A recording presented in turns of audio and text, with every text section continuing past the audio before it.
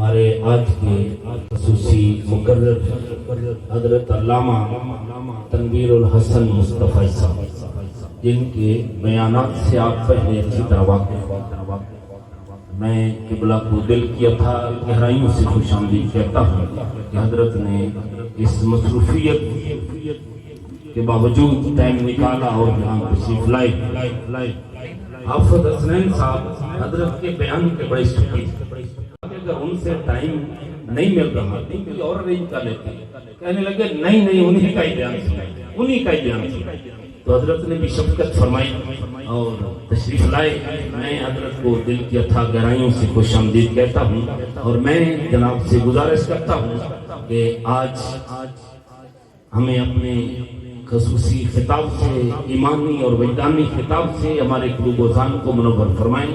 حضرت ایسا محبت میں ڈوب کر بیان کرتے ہیں کہ حضور علیہ السلام کی عظمت بھی بیان کرتے ہیں، اور اصلاح بھی ایسی کرتے ہیں کہ ایک ایک جملہ دل میں اترتا جاتا ہے۔ میں کہتا ہوں کہ ان کے بیان، جناب رضا ثاقب صاحب کے بیانات اگر کوئی کافر بھی سن لے تو وہ بھی مسلمان ہے، اتنا دل کو موم کر دیتے ہیں۔ تو اللہ کریم ان کے زور بیان میں اور علم میں مزید برکتیں عطا فرمائے۔ حضرت نے بڑی شفقت فرمائی ہے، تو میں حضرت سے التماس کرتا ہوں کہ وہ اپنے ایمانی، وجدانی، علمی اور اصلاحی بیان سے ہمارے قلوب و ذہن کو منور فرمائیں۔ آپ نے ان کے بیان سے قبل ایک نعرہ لگانا ہے، اور آپ کے نعرے کی گونج میں ہی میں حضرت کو دعوت دوں گا۔ نعرہ تکبیر، نعرہ تکبیر، نعرہ رسالت، نعرہ رسالت، نعرہ تکبیر، جشن عید میلاد النبی۔ تشریف لاتے ہیں حضرت علامہ تنویر الحسن مصطفی صاحب، اور اپنے کتاب تھوڑا آگے تشریف ہے۔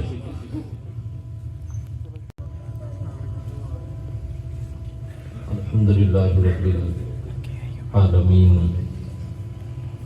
والصلاة والسلام علی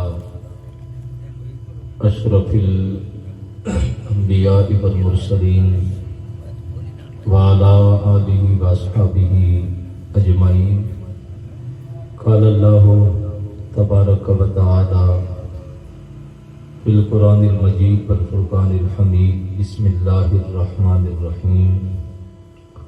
قل بفضل اللہ وبرحمتہ فبذلک فلیفرحوا هو خیر مما یجمعون۔ صدق اللہ العظیم۔ ان اللہ وملائکتہ یصلون علی النبی یا ایھا الذین آمنوا صلوا علیہ وسلموا تسلیما۔ مل کے درود پاک پڑھیے۔ الصلاۃ والسلام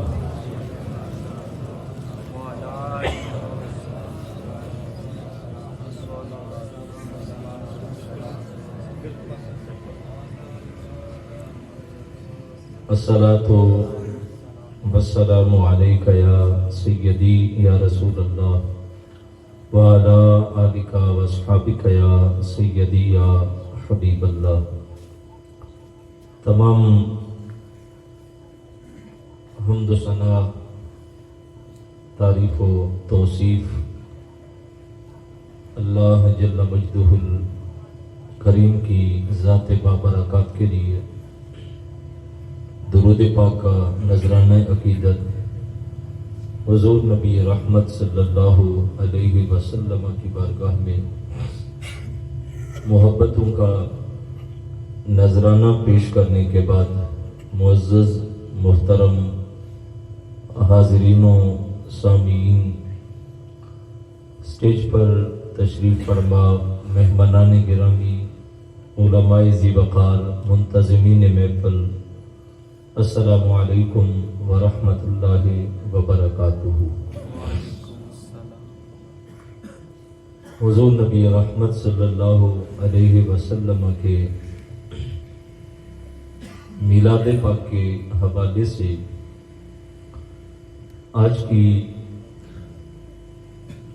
یہ محفل پاک ہمارے میزبان عالی مرتبت نے منعقد کی، اللہ کی بارگاہ میں دعا ہے کہ اللہ ایک ایک لمحہ اپنی بارگاہ میں قبول اور منظور فرمائے۔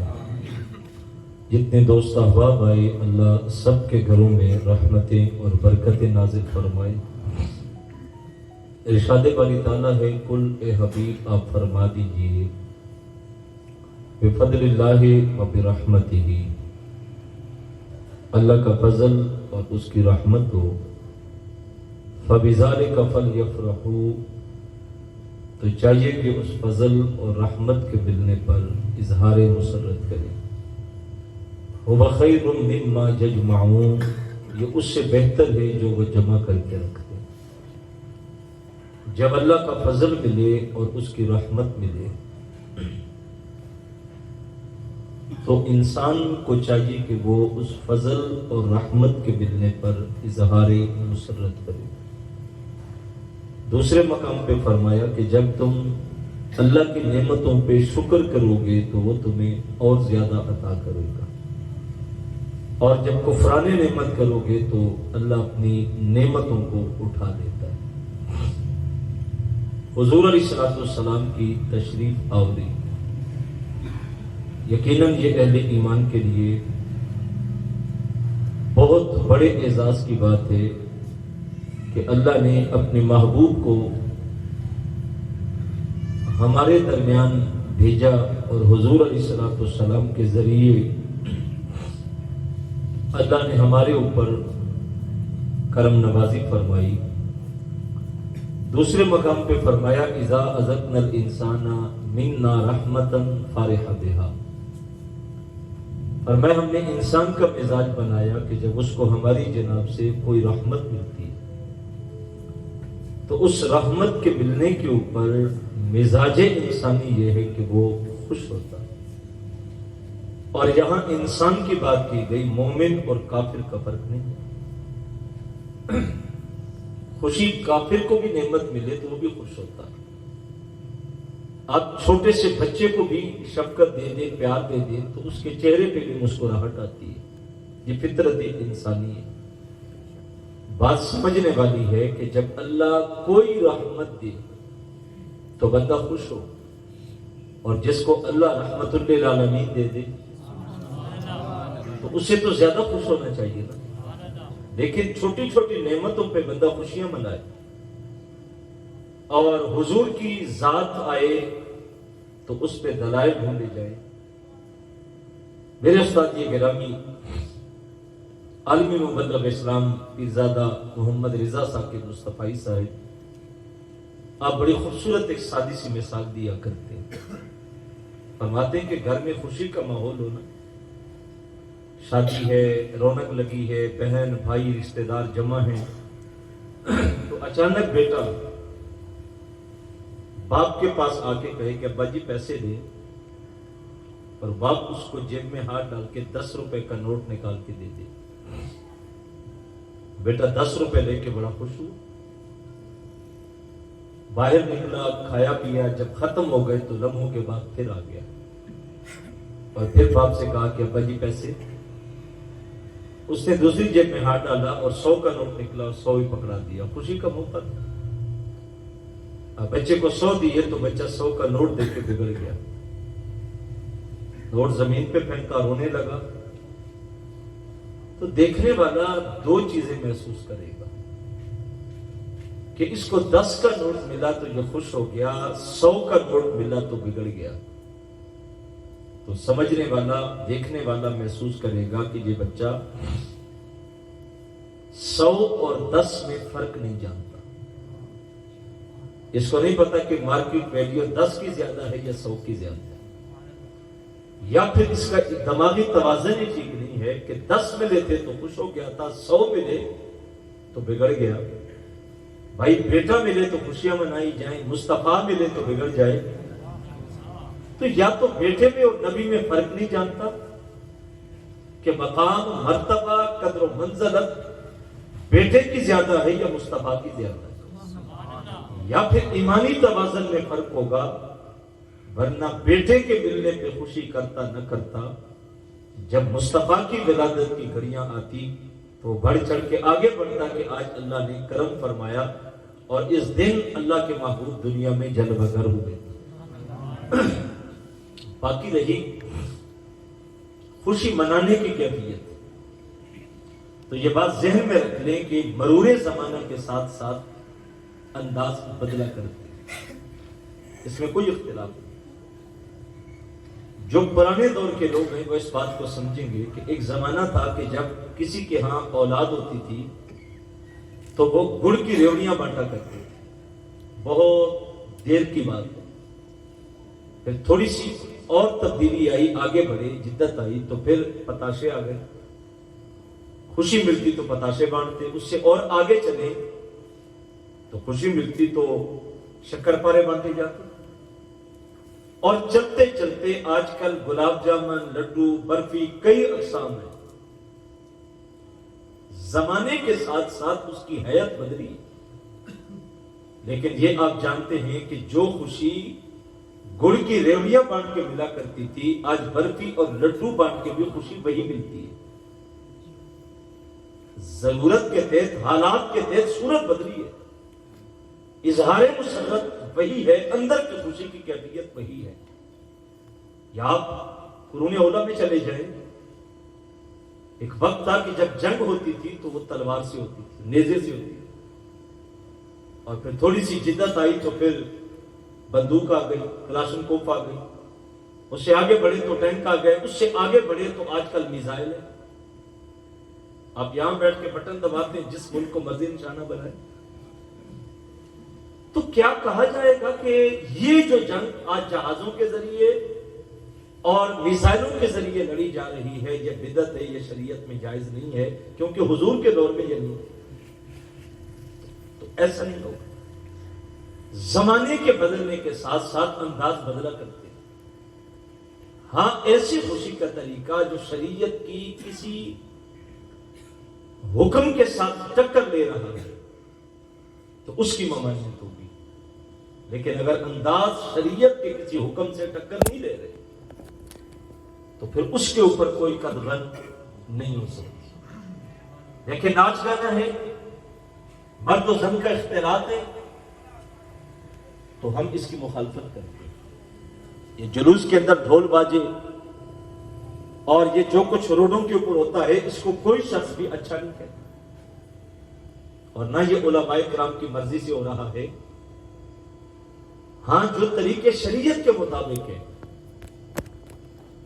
آپ کو جس طریقے سے خوشی ملتی ہے۔ میرے اور آپ کے آقا مولا صلی اللہ علیہ وسلم جمعے کے پیر کے دن روزہ رکھتے تھے، تو کسی نے پوچھا کہ حضور آپ پیر کے دن روزہ رکھتے؟ تو حضور نے جو روزہ رکھنے کی وجہ بیان کی، اس میں ایک وجہ یہ بھی تھی کہ اس دن میں پیدا ہوا تھا۔ تو حضور دنیا میں آئے، بلکہ یہ پوچھا جاتا ہے کہ آپ سال کے بعد مناتے ہیں تو یہ کہاں ہے اور کس نے منایا؟ ہم کہتے ہیں دیکھیں حضور ہر پیر کا روزہ رکھتے تھے، تو گویا مہینے میں 4 بار تو حضور اپنا میلاد خود مناتے تھے، اور ایک وجہ یہ بیان کی کہ میں اس لیے روزہ رکھتا ہوں کہ اس دن میں پیدا ہوا تھا۔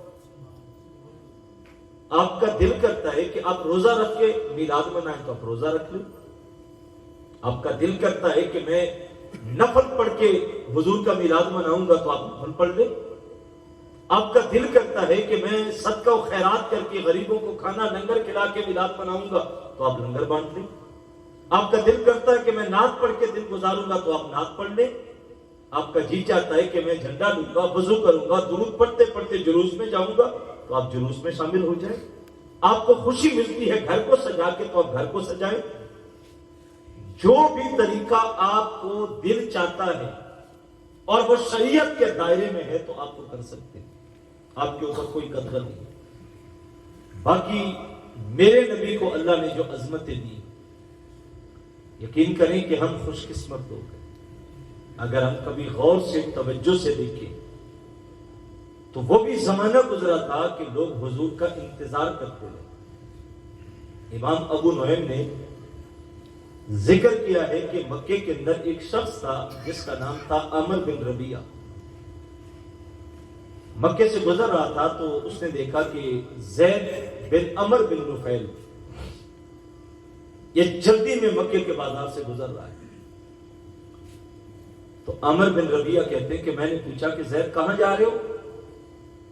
کہنے لگے غار حرا میں جا رہا ہوں، اور یہ حضور کی ولادت سے قبل کی کہانی ہے۔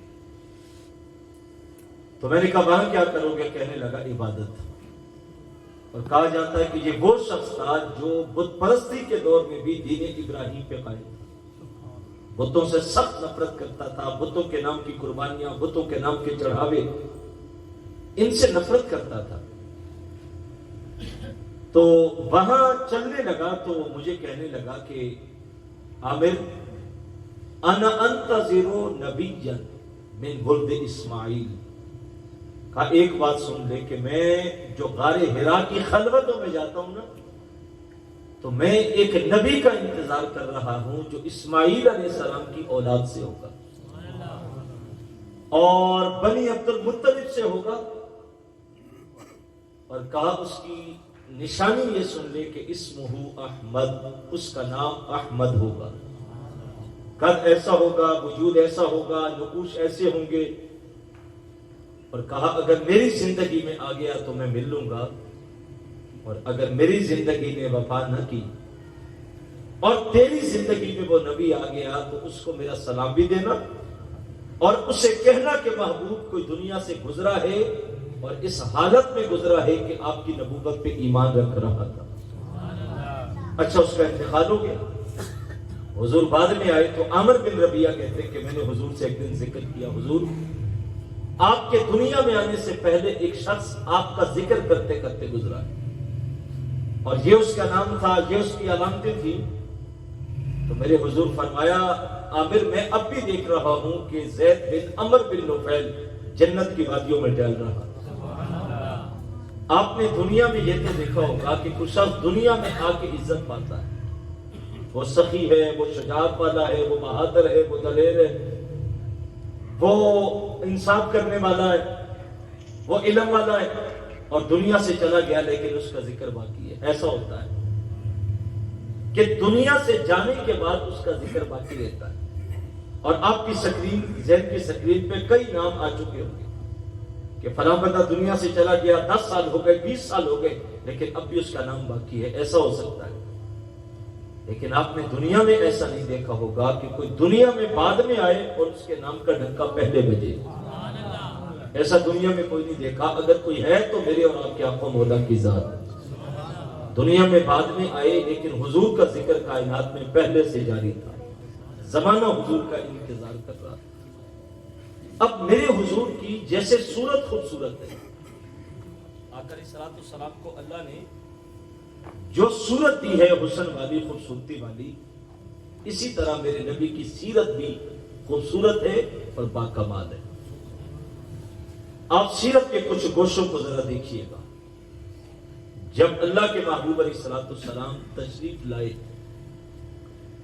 تو عربوں کے اندر جو رواج تھے، کچھ رسومات تھی جو انتہائی بری تھی۔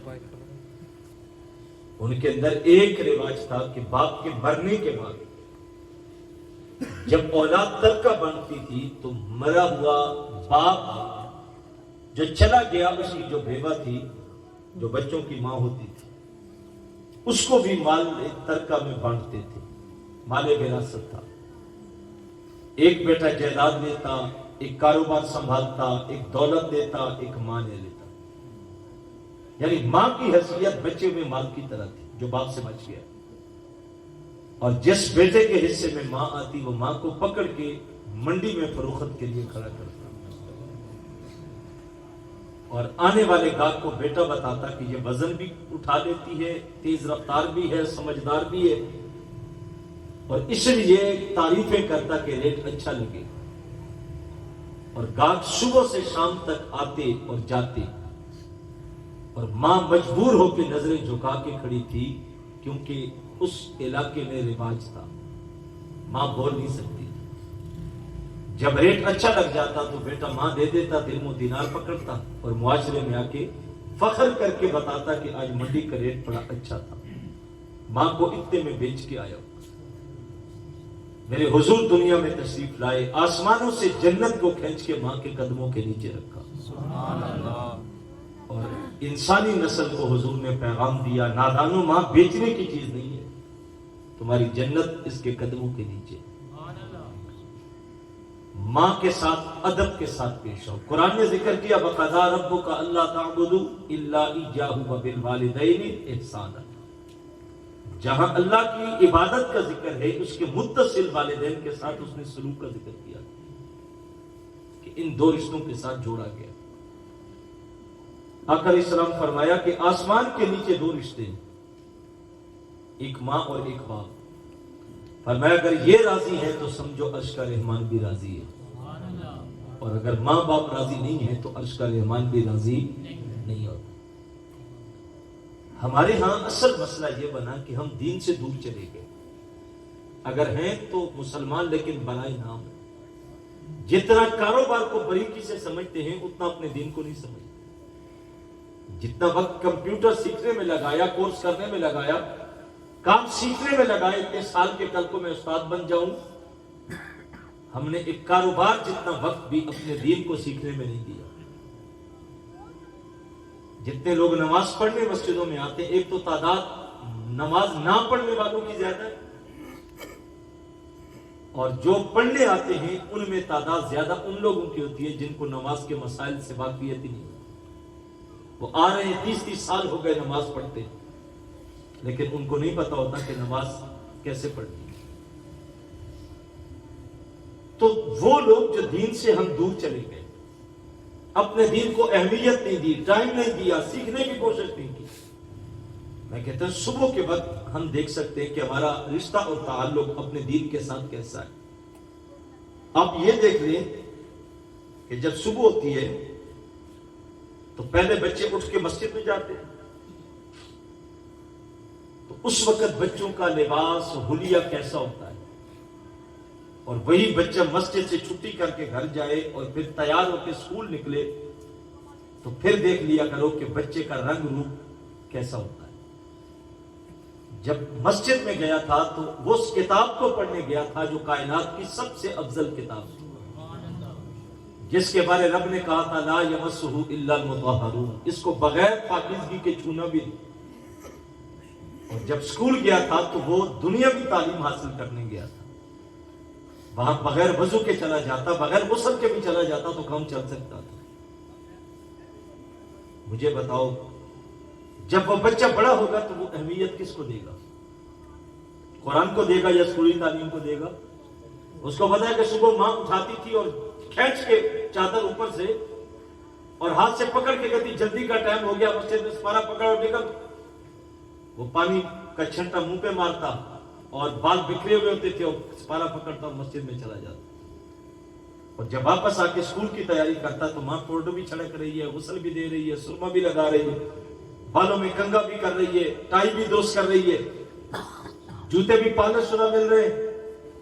تو بچے کی ذہن کی سکرین پہ یہ بات پختہ ہو رہی ہے کہ اصل تعلیم یہ ہے جس کو میرے ماں باپ اہمیت دے رہے.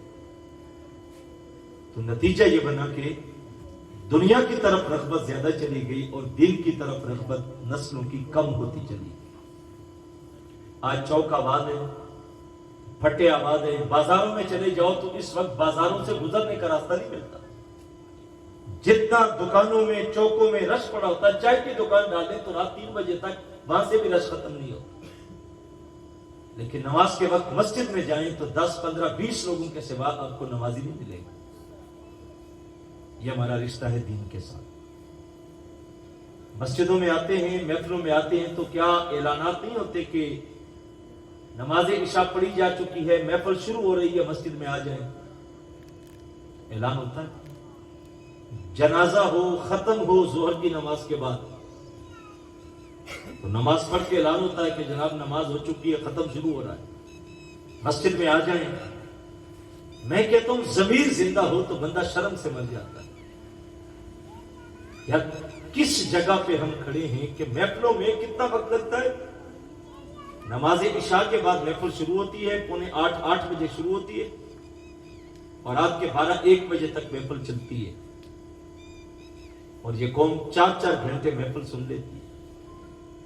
اور نماز کو کتنا وقت لگتا ہے؟ 15 منٹ, 20 منٹ.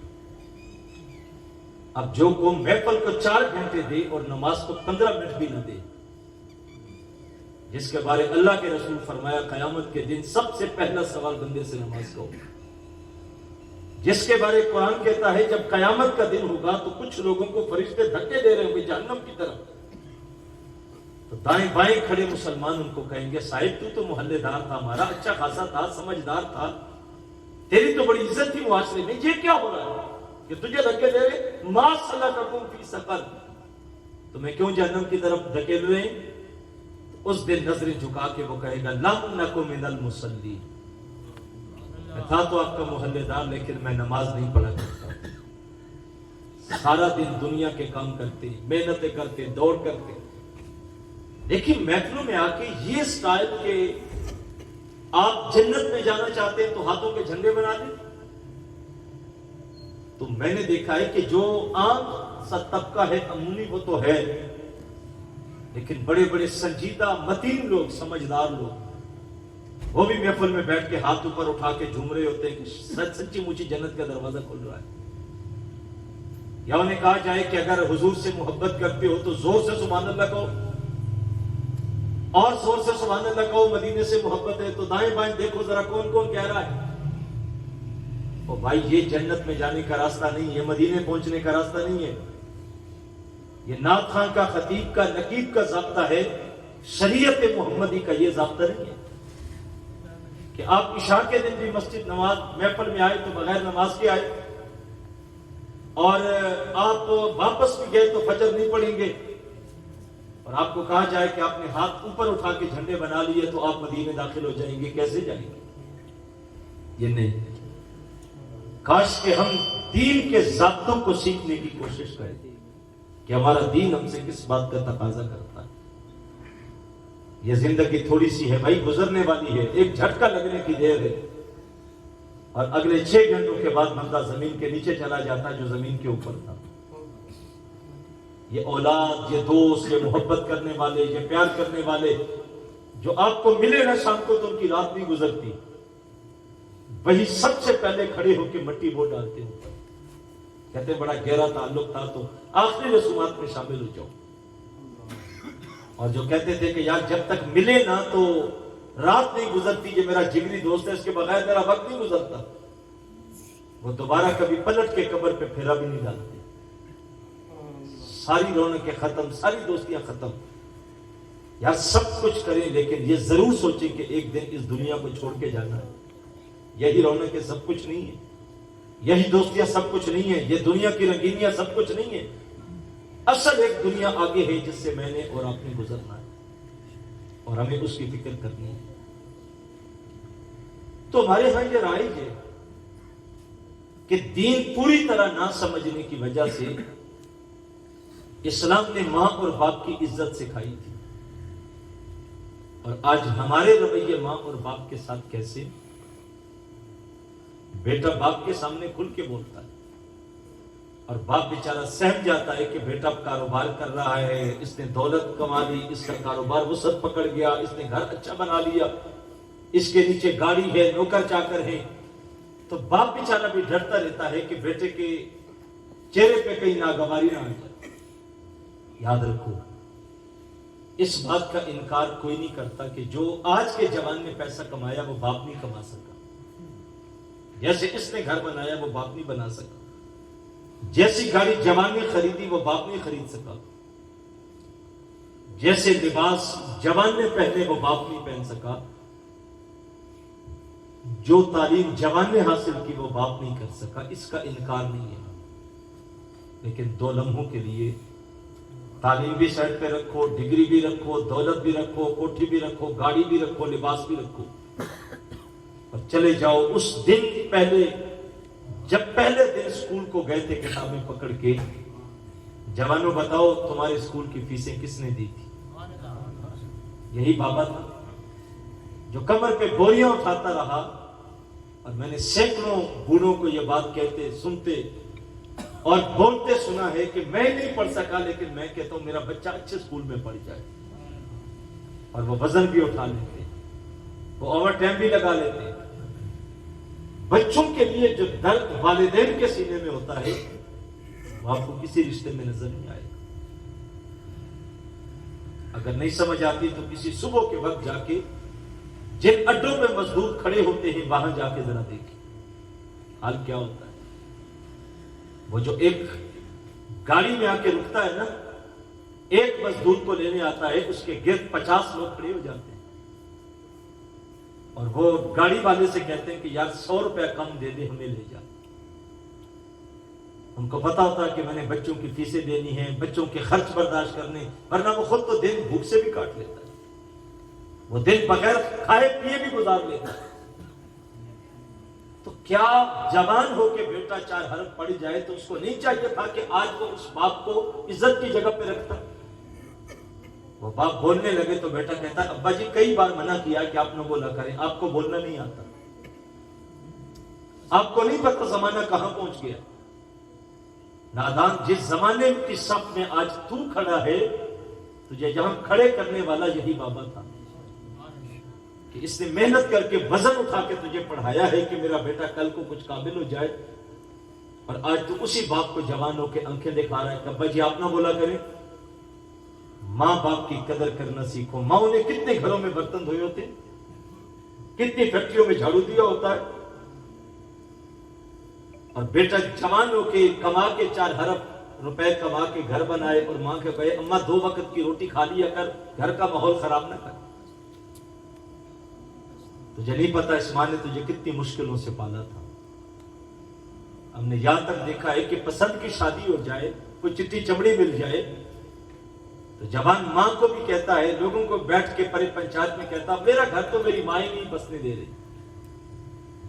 نادان، تو جانتا ہے تیری ماں نے تیرے لیے کتنی دعائیں مانگ کے تجھے دیا تھا، اس نے کتنی مشکلوں میں تجھے پالا تھا. جب سردیوں کی راتوں میں تو بیمار ہو جاتا تو یہ ماں تیرے ساتھ کئی دن جاگ کے کاٹتی تھی. جب تو پروان چڑھنے لگا تو ماں نے کتنے خواب دیکھے تھے آنکھوں میں حسین، اور کہاں کمیٹیاں ڈال کے روپیہ بچا کے کہ کل میرا بیٹا ہے، اس کے ہاتھ پیلے کروں گی، اس کے لیے کوئی دلہنیاں لاؤں گی. اور آج جب گھر کا ماحول بگڑنے لگا تو جو بیوی کہہ رہی ہے تو وہ مان رہا ہے، جو ماں کہہ رہی وہ نہیں مان رہا. کوئی ماں کبھی نہیں چاہتی کہ اس کے بچے کا گھر غیر آباد ہو، کوئی باپ کبھی نہیں چاہتا کہ اس کا بچہ دنیا کی سب میں پیچھے آئے. لہذا ماں اور باپ کی قدر اسلام نے دی ہے.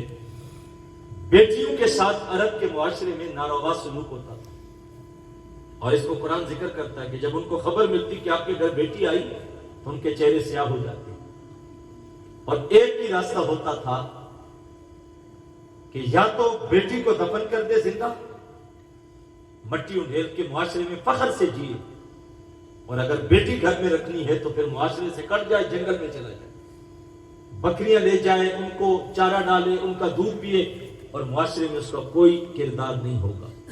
یہ 2 راستے تھے.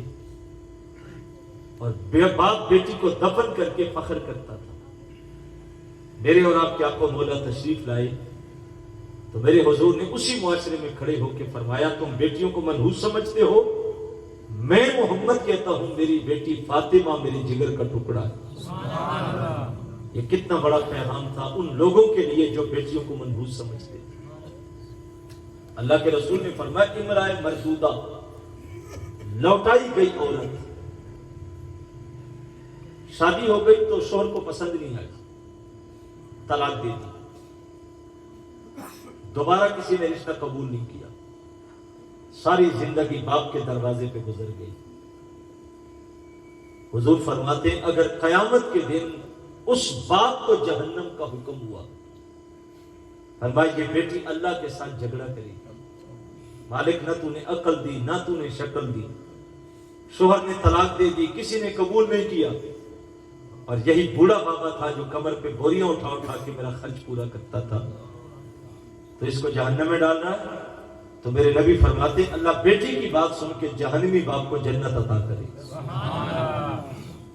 کیسی تبدیلی تھی جو حضور لے کے آئے، کیسا معاشرے کا رنگ اور روپ تھا جو حضور نے بدلا تھا، اور پچھی ہوئی انسانیت کو وقار دیا تھا. بیٹیوں کو عزت دی گئی، بیٹیوں کو وقار دیا گیا. لیکن میں تفصیل میں نہیں جاتا چونکہ وقت مختصر ہے، تو 2-4 باتیں آپ سے کرنی ہیں. آپ کو یہاں روکنا چاہوں گا کہ عربوں میں بیٹیوں کو دفن کرنے کا رواج کیوں پڑا؟ یاد رکھیں، کچھ محرکات ہوتے ہیں جو معاشروں میں جڑ پکڑتے ہیں اور پھر وہ گناہ کبھی تھمنے کا نام نہیں دیتے۔ تاریخ عرب کو اٹھا کے دیکھیے گا کہ بیٹیوں کو دفن کرنے کا رواج کیوں پڑا۔ تو مورخین لکھتے ہیں کہ عربوں میں ایک عادت یہ تھی کہ عرب کے زیادہ تر لوگ شاعر تھے، عربوں میں شاعری کا رجحان بہت زیادہ تھا، اور جو شاعر ہوتا تھا وہ کسی کی بہن بیٹی جوان ہوتی تو اس کے اعضاء جسمانیہ کے ساتھ اشعار لکھتا اور پھر مشاعروں میں اس کو پڑھتا تھا اور لوگوں کو بتاتا کہ یہ اشعار فلاں کی بیٹی کے ساتھ ہے، یہ فلاں کی بہن کے ساتھ ہے۔ تو لوگ غیرت مند تھے، کسی کے ہاں بیٹی پیدا ہوئی، اس نے کہا اس کو ابھی سے دفن کر دیتے ہیں، کل جوان ہوگی کوئی اشعار لکھے گا اور پڑھے گا اور مجھے رسوا کرے گا بھرے مجمع میں، تو میں اس کو آج ہی ختم کر دیتا ہوں۔ تو اس وقت سے پھر بیٹیوں کو زندہ دفن کرنے کا رواج پڑ گیا، اور کئی بیٹیاں تھیں جو اس ظلم کے ہاتھوں زندہ زمین میں گاڑ دی گئی۔ میرے نبی نے آ کے پھر بیٹیوں کو عزت دی۔ حضور کی بیٹی آتی تو میرا نبی اٹھ کے کھڑا ہو جاتا، جہاں خود بیٹھے ہوتے وہاں بیٹی فاطمہ کو بٹھاتے، سفر پہ جانے لگتے تو سب کو ملنے کے بعد آخر میں اپنی بیٹی فاطمہ کو ملتے، اور جب واپسی پہ آتے تو سب سے پہلے اپنی بیٹی فاطمہ سے ملاقات کرتے، عملی طور پہ لوگوں کے سامنے رکھا۔ لیکن میں آپ سے پوچھنا چاہوں گا کہ آج معاشرے میں پھر بیٹی کا وجود بوجھ ہو رہا ہے۔ ایک بیٹی پیدا ہو جائے تو گھر عجیب قسم کا سناٹا ہوتا ہے، بیٹا آ جائے تو دعوتیں بھی ہو رہی ہیں، دوستوں کو بلایا جا رہا ہے، کھانے بن رہے ہیں، تقسیم ہو رہے ہیں، خوشیوں کو سمائے، اور بیٹی آئی تو جیسے اس گھر میں بالکل سناٹا چھایا ہوا ہے۔ دوسری بیٹی، تیسری بیٹی، جب 3 بیٹیاں ہوتی ہیں تو پھر ساس سسر نندوں کا رویہ بھابھی کے ساتھ بدل جاتا ہے۔ وہ کہتے ہیں یہ منحوس عورت ہے، بیٹی پیدا کرتی ہے بیٹا نہیں کرتی۔ کچھ بدقسمت لوگوں کو دیکھا جو 3 بیٹیاں دے کے گھر سے عورت کو نکال دیتی کہ لے جا، ان کو ہمیں نہیں چاہیے۔ کچھ مردوں کو دیکھا وہ کہتے ہیں میں دوسری شادی کرنے لگا ہوں۔ بھائی کیا وجہ ہے؟ میرے ہاں بیٹیاں ہیں، بیٹا نہیں ہے۔ اگر دوسری سے کوئی ضمانت اللہ سے لکھ کے لائے ہو کہ دوسری کرو گے تو بیٹے ہی پیدا ہوں گے تو کر لو، وگرنہ اولاد کون دیتا ہے؟ اللہ۔ 2 کر لے، 3 کر لے، 4 کر لے، اگر وہ ساریوں سے بیٹیاں دے گا تو پھر کیا کرے گا؟ اس نظریے سے دوسری شادی کرنا کہ اس سے بیٹیاں ہو رہی ہیں تو دوسری کر لیتا ہوں، تو یہ کوئی بات نہیں ہے۔ ویسے کرنا چاہتے ہو تو اللہ نے اختیار دیا مرد کو، فَانكِحُوا مَا طَابَ لَكُم مِّنَ النِّسَاءِ مَثْنَىٰ وَثُلَاثَ وَرُبَاعَ، 1 کر لو، 2 کر لو، 3 کر لو، 4 کر لو۔ اگر انصاف کر سکتے ہو، عدل کر سکتے ہو، استطاعت رکھتے ہو تو کر لو، کوئی ممانعت نہیں ہے۔ انصاف کے تقاضے پورے کر سکتے ہو تو شریعت اجازت دیتی ہے کر لو، اور اگر نہیں کر سکتے تو فرمایا پھر ایک کے اوپر ہی اکتفا کرو۔ لیکن اس بنا پہ کرنا کہ اس سے بیٹیاں ہو رہی ہیں تو دوسری کروں گا تو پھر اس سے بیٹا ہو جائے گا، بھائی نہیں بھی ہو سکتا، وہ اللہ دینے والا ہو سکتا وہ نہ دے۔ تو کم از کم بیٹی کا وجود اتنا بوجھل کیوں ہو رہا ہے؟ اس کی جو اس دور میں چیز سمجھ آتی ہے کہ باپ بیٹی سے بھاگتا ہے کہ 1 چل ہو جائے تو ٹھیک ہے، 2 3 4 ہو گئی تو کیا بولوں گا۔ اس کی وجہ یہ ہے کہ ہمارے معاشرے میں ایک رسم ہے جس کو کہتے ہیں جہیز۔ جب شادی ہوتی ہے تو مرد پہلے ہی اس لڑکی سے نکاح کرتا ہے جس کا کاروبار اچھا ہوتا ہے۔ یہ ہمارے یہاں رواج ہے یہاں کہ رشتہ دیکھنے سے پہلے دیکھتے ہیں کہ باپ کیا کرتا ہے، بھائی کیا کرتے ہیں، کاروبار کیسا ہے، گھر کیسا ہے۔ اپنے سکے بھائی کی بیٹی ہے، پتا ہے کہ سامنے آنکھوں کے پلی ہے، جوان ہوئی ہے، سنجیدہ ہے، سمجھدار ہے، گھر سے باہر قدم نہیں رکھا، اس سے رشتہ نہیں کریں گے۔ سکی ہمشیرہ کی بیٹیاں ہیں، جوان ہیں، سمجھدار ہیں، سب کچھ نگاہوں کے سامنے ہوا، اس سے رشتہ نہیں کریں گے کیونکہ ان کا باپ غریب ہے۔ اگلے محلے میں جا کے، دوسرے شہر میں جا کے ڈھونڈیں گے کہ کاروبار اچھا ہو، جہیز میں کچھ نہ کچھ آئے تو صحیح نہ۔ ہمیں دین کس بات کی تاکید کرتا ہے؟ میرے حضور فرمایا 4 وجوہات کی بنیاد پہ عورت سے نکاح ہوتا ہے. فرمایا کچھ قومیں اس لیے نکاح کرتی ہیں کہ عورت خوبصورت ہے، حسن کی وجہ سے، کچھ دولت کی وجہ سے، کچھ حسب و نسب کی وجہ سے. اور فرمایا میری امت جب تم کسی سے نکاح کرنا چاہو تو سب سے پہلے اس عورت کا دین دیکھو. کتنے لوگ ہیں جنہوں نے اگلے گھر جا کے کبھی پوچھا ہو کہ بیٹی نماز پڑھتی؟ دین پہلے نمبر پہ تو چھوڑیں، ہمارے معاشرے میں آخری نمبر بھی دین کا نہیں ہوتا. دولت ہے، بندہ ٹھیک ٹھاک ہے، کاروبار اچھا ہے تو بس ٹھیک ہے، اور کیا چاہیے. پھر دیکھنے کا جو طریقہ ہوتا ہے الیاذ باللہ، پورے رشتے ناتے جمع ہو گئے، دامادوں کو بلایا، بھائی کو بلایا، ماموں کو بلایا، پھپھو کو بلایا. کہاں جا رہے ہیں؟ یہ رشتہ دیکھنے جا رہے ہیں. اور پوری گاڑیاں بھر کے اگلے غریب کے گھر میں چلی گئی، اچھا کھانا، اچھا پینا، اور بیٹھ کے پھر کہتے ہیں کہ بلاؤ بیٹی کو. اب بیٹی پانی یا چائے لے کے آئے گی، پھر جتنے بندے گئے ہوتے ہیں اس بچی کو سر سے پاؤں تک دیکھتے ہیں. شرم نہیں آتی؟ ایسے سودے جانوروں کے ہوتے ہیں، انسانوں کے نہیں ہوتے جیسے ہم کرتے ہیں. بھائی دیکھنا ہی تھا تو کسی خاتون کو بھیج دیتے، وہ دیکھا تھی، بات ختم. یہ سارا محلہ برادری اکٹھی کر کے اگلے غریب کے گھر میں لے گئے. یوں تو جانوروں کے سودے ہوتے ہیں منڈیوں میں کہ اس کو چکر دو، گھماؤ، قدم کیسے اٹھاتی ہے، رنگ کیسا ہے. انسانوں کے سودے ایسے نہیں ہوتے، رشتے ایسے نہیں ہوتے جیسے ہم کر رہے ہیں. جب تک ہم اس نظام سے نکلیں گے نہیں، جہیز کے نظام سے، بیٹیوں کا وجود کبھی بھی باپ کے لیے قابل قبول نہیں ہوگا. بندہ سوچتا ہے 4 بیٹیاں آ گئی، بغیر جہیز کے رشتہ نہیں ہوتا تو میں تو زندگی ختم ہو جائے گی ان کے جہیز بناتے بناتے. تو وہ کہتا مجھے بیٹی نہیں چاہیے، مجھے بیٹا چاہیے، کم از کم جہیز کی رسم سے تو بچ جاؤں گا. اور اگر یہی چیز آسان ہو جائے، میرا تعلق KPK کے ساتھ ہے. ہمارے ہاں اللہ کا شکر ہے کہ آج بھی رواج ہے اس وقت بھی کہ کسی کے گھر 8 بیٹیاں بھی ہیں تو اس کو فکر نہیں ہوتی، نہ وہ کسی کے پیچھے جاتا ہے. اور جس دن شادی ہوتی ہے، بارات ہوتی ہے، اس دن بھی بیٹی کے گھر جو کھانا پکتا ہے وہ لڑکے والے گھر سے بنا کے اس کے گھر بھیجتے ہیں. اس کے اوپر کوئی بوجھ نہیں ہوتا. بارات لے کے آ رہا ہے، جتنی مرضی لے آئے، کھلے کھلے حجرے بنے ہوتے ہیں اور وہاں چارپائیاں لگی ہیں، اور وہ چارپائیاں بھی پورے محلے سے اکٹھی کرتے ہیں. ہر گھر ایک ایک چارپائی بھیجتا ہے، اور وہاں چارپائیاں لگی ہیں، پانی کے ٹب پڑے، برف ڈالی ہوئی ہے. بارات آ کے بیٹھتی ہے، جس کا جی چاہے پانی پی لے. 10 منٹ میں نکاح کیا، لڑکی ڈالی گاڑی میں اور چلے گئے. کوئی کھانا نہیں، کوئی بارات نہیں، کوئی اہتمام نہیں، کوئی میرج ہال کی بکنگ نہیں. اگر لڑکے والوں نے اپنوں کو کھانا کھلانا ہے تو واپسی جا کے اپنے گھر کھلائے گا. بیٹی کے گھر پہ ماں سوائے پانی کے کچھ نہیں ہوتا.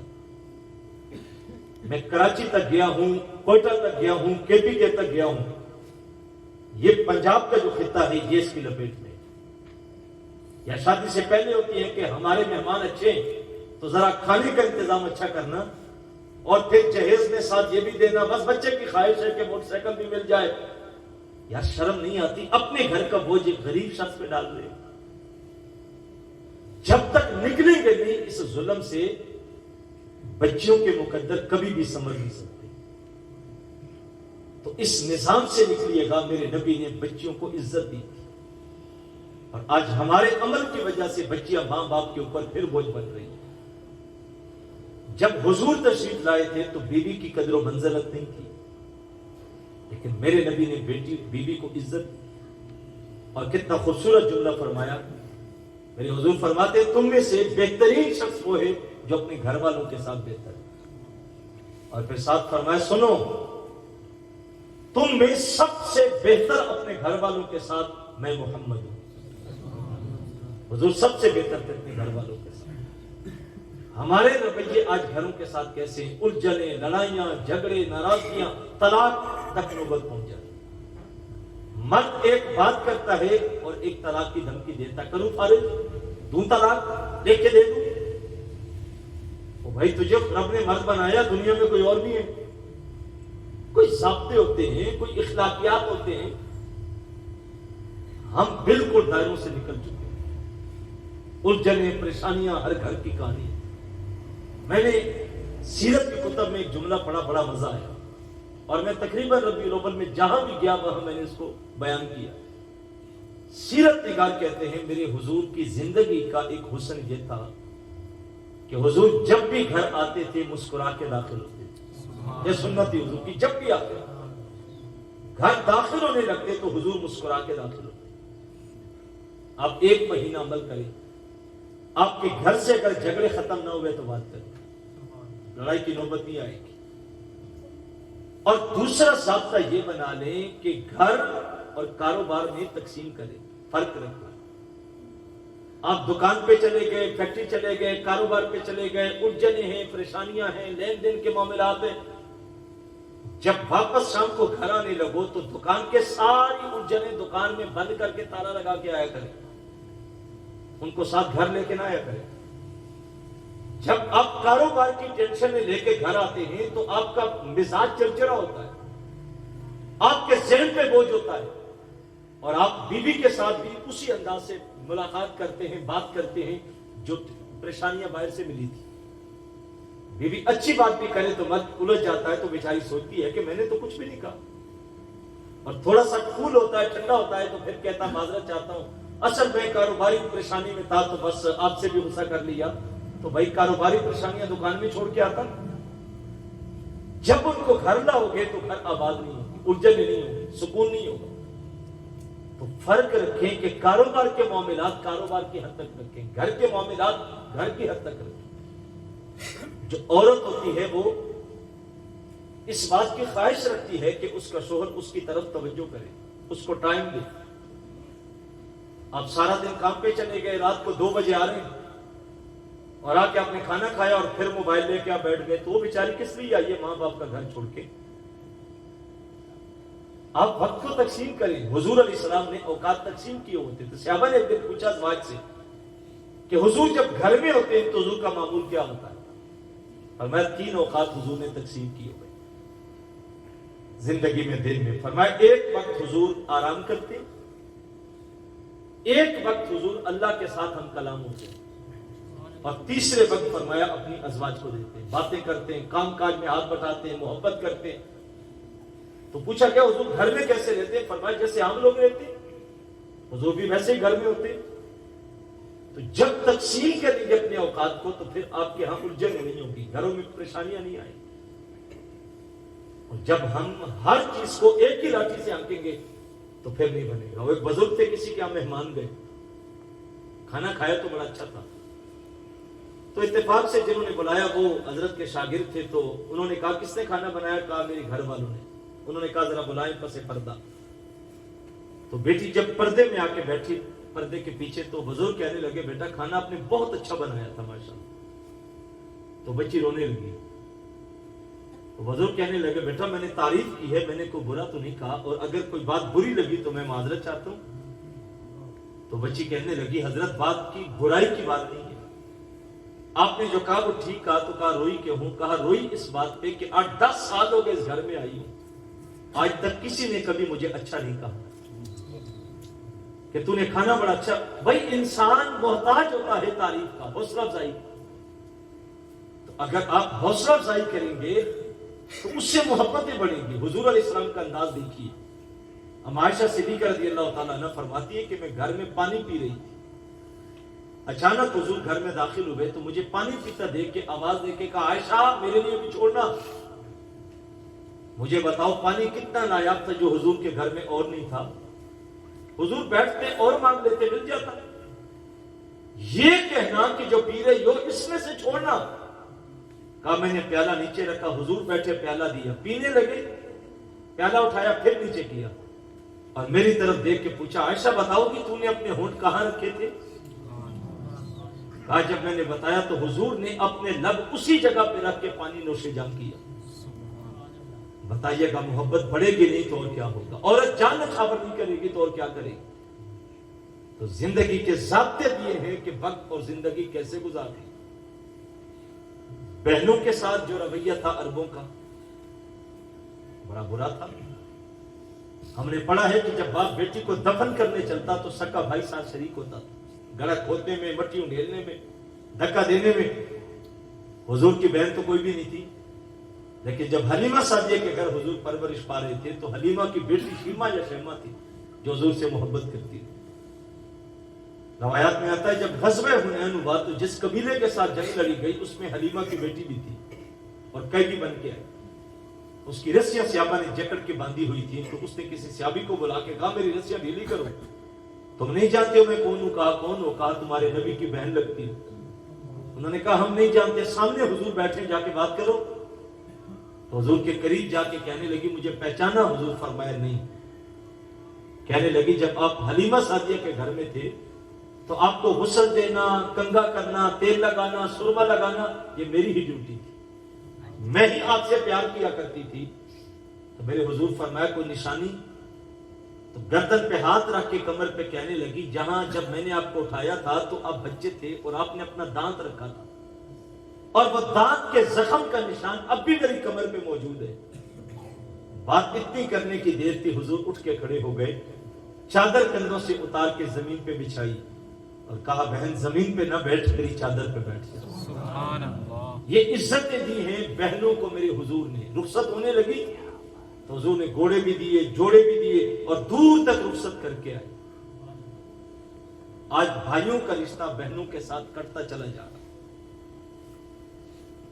اور اس میں ایک وجہ ایک تو رشتوں کی ہوتی ہے کہ بہن سے بیٹی کا رشتہ مانگا نہیں ملا تو تعلق ختم ہو گیا، میری بیٹی کا رشتہ نہیں لیا تو تعلق ختم ہو گیا۔ بھائی رشتے آسمانوں پہ جڑتے ہیں، آپ کے بیٹے کے مقدر میں نہیں ہوگا اس کا رشتہ، کہیں اور سے کر لو۔ بات نہیں مانی گئی تو تعلق ختم ہو گیا۔ برداشت کرنا، ضبط کرنا یہ تو معاشرے میں ہے ہی کوئی، ختم ہو چکا ہے۔ بہنوں کے ساتھ پیار کیا جاتا، کتنے لوگ ہیں معاشرے میں جو بہنوں کو وراثت سے حصہ دیتے ہیں؟ آپ کے معاشرے میں 10% لوگ بھی نہیں ہوں گے۔ بہنوں کی شادی کرنی ہے تو جہیز بن رہا ہے، شادی ہال بک ہو رہے ہیں، باراتوں کا اچھا استقبال ہو رہا ہے، اور جب جائیداد تقسیم ہوتی ہے تو بہن کو خارج کر دیتے ہیں۔ وہ اگر مانگے بھی تو بھائی کہتا ہے حصہ لے لے، لیکن آج سے تیرا میرا تعلق ختم ہو گیا۔ بھائی اس نے حصہ لے کے جرم کیا، اس کا حق اللہ اس کے رسول نے رکھا تھا، لے لیا، بات ختم۔ یہ ہم نے اس کی شادی نہیں کروائی، احسان کروایا اس نے، ہم نے اس کو جہیز نہیں دیا، کس نے کہا تھا جہیز دے؟ وہ جہیز جو دیا، جو باراتوں کا استقبال کیا، وہ تو اپنی ناک اونچی رکھنے کے لیے کیا کہ معاشرے میں میرا نام بن جائے۔ اللہ اور اس کے رسول کا حکم وہ نہیں تھا، حکم یہ ہے اس کو حصہ دو جائیداد میں سے جو اس کا حق بنتا ہے۔ 6 مہینوں کے بعد عمرہ بھی کرنے جا رہا ہے، 1000 دانے کی تصویر پکڑی ہے، اور مرنے کے قریب ہو گیا اور بہنوں کو حصہ آج تک نہیں دیا۔ عمرہ ہر 6 مہینوں کے بعد کرتا ہے، سخاوت بھی کرتا ہے، رفع یامہ کے کام بھی کر رہا ہے، لیکن بیٹیوں کو اور بیٹوں کو حصہ ابھی تک نہیں دے رہا جس کو اسلام نے لازم کیا۔ تو میرے حضور نے آ کے زمانے میں انسانیت کے نقشوں کو بدلا، جو ظلم کی رسمیں تھی ان کو حضور نے ختم کیا۔ غلاموں کے ساتھ ناروا سلوک ہوتا تھا۔ حضرت انس بن مالک کہتے ہیں میں نے 10 سال حضور کی خدمت کی، بچہ تھا، گھر کے کام کاج کرتا۔ یا سنو نبی کی سیرت کا حسن، انس بن مالک کہتے ہیں 10 سال میں حضور نے مجھے ایک بار بھی نہیں جھڑکا۔ کیا ان سے غلطی نہیں ہوتی ہوگی؟ بچے تھے، خود کہتے ہیں، کہتے ہیں کبھی مجھے حضور کام کو بھیجتے نا تو باہر بچے کھیل رہے ہوتے تو میں بھی کھیلنے لگ جاتا، کام بھول جاتا۔ حضور پیچھے سے آتے اور میری کمر پکڑ کے گردن اپنی طرف موڑ کے مسکرا کے فرماتے انس تجھے میں نے فلاں کام بھیجا تھا، تو میں ہنس کے چٹکی بجا کے کہتا حضور یوں گیا اور یوں آیا، اور میں بھاگ جاتا۔ کبھی ازواج مطہرات بھیجتی، انس سے کام نہیں ہو پاتا، تو جب حضور آتے تو وہ شکایت کرتی کہ آج انس کو یہ کام کہا تھا نہیں کر کے آیا، تو حضور مسکرا کے فرماتے کوئی نہیں، جب اللہ چاہے گا تو کام بھی ہو ہی جائے گا۔ آج جو ہمارے گھروں میں لوگ کام کرتے ہیں ان کے ساتھ رویہ کیسا ہے؟ جو بچے فیکٹریوں میں ہیں، ورک شاپوں میں ہیں، کام سیکھنے والوں کے پاس ہیں، یقین کریں بعض جگہوں پہ یہ جانا پڑتا کسی وقت گاڑی کے سلسلے میں، کوئی کام کروانے کو روڈ پہ گئے تو رک گئے، طبیعت میں چاٹ ہو جاتی ہے کہ انسانیت بالکل دم توڑ گئی. وہ شاگرد کو انسان نہیں سمجھ رہا. ایک آواز دیتا ہے اور ایک گالی دیتا ہے, ایک بات کرتا ہے اور ایک تھپڑ رسید کرتا ہے. بھائی کبھی سوچ, اللہ نہ کرے کل کو یہ وقت تیرے بچے پہ آ جائے کہ وہ کسی کے ہاں ملازم ہو اور تیرے سامنے کوئی رویہ ایسا رکھے تو برداشت کرے گا؟ تھوڑا سا دین نے جو ہمیں ضابطے دیے تھے, کاش کہ ہم ان ضابطوں کو پورا کرنے کی طرف آگے بڑھیں.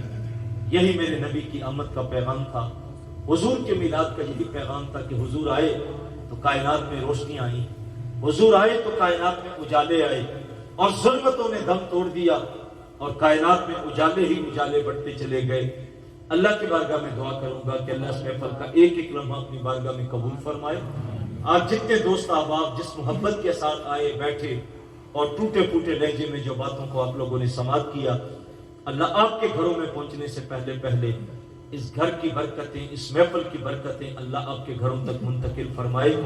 ہمارے میزبان عالی مرتبہ جو ہر سال اس خوبصورت محفل کا انعقاد اپنے گھر میں کرتے ہیں, اللہ ان کے کاروبار میں, مال میں, جان میں, اولاد میں برکت نازل فرمائے.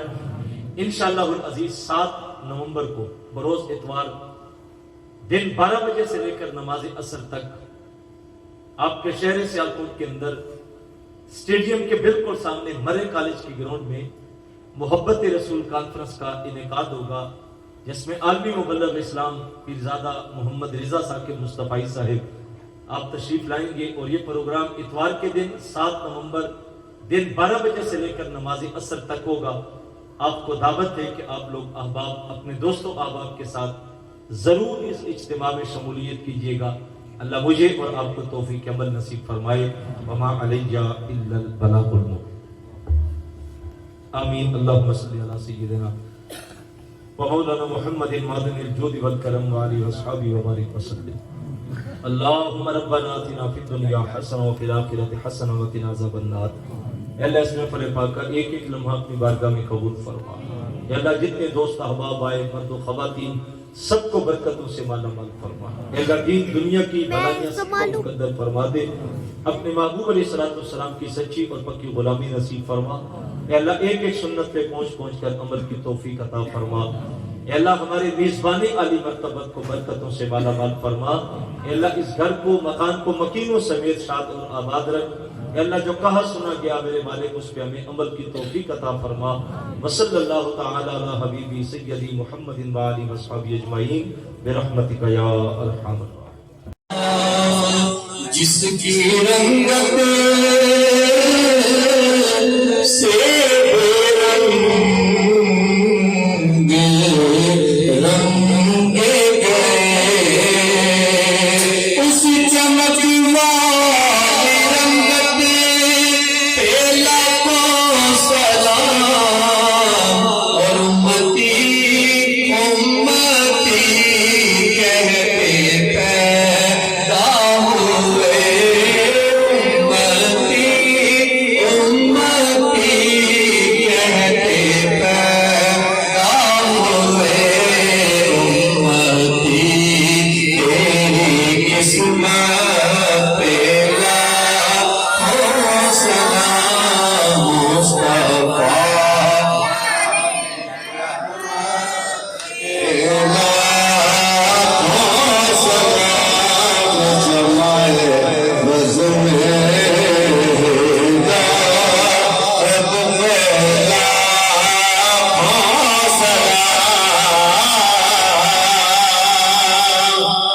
السلام